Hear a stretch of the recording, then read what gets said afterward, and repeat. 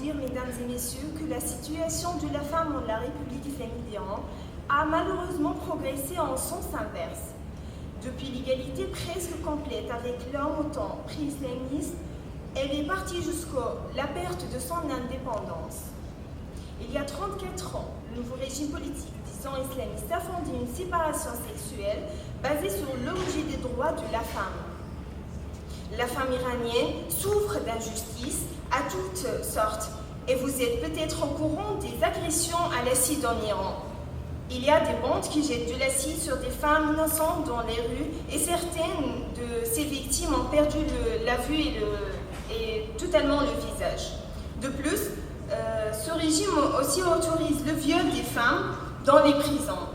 Tout un système basé sur des lois judiciaires et légales pour le viol des prisonnières. Et malheureusement, il en existe unique dans l'histoire contemporaine. Ainsi, je vous dis qu'en Iran, la loi autorise le mariage des hommes avec leurs belles-filles mineures et aussi le mariage des fillettes avec le consentement de père.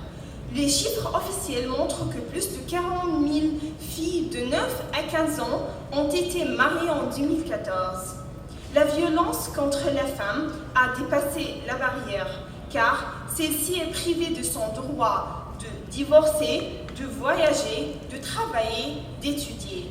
Mais le plus important que tout, c'est la liberté de penser et le droit de lutter pour la liberté.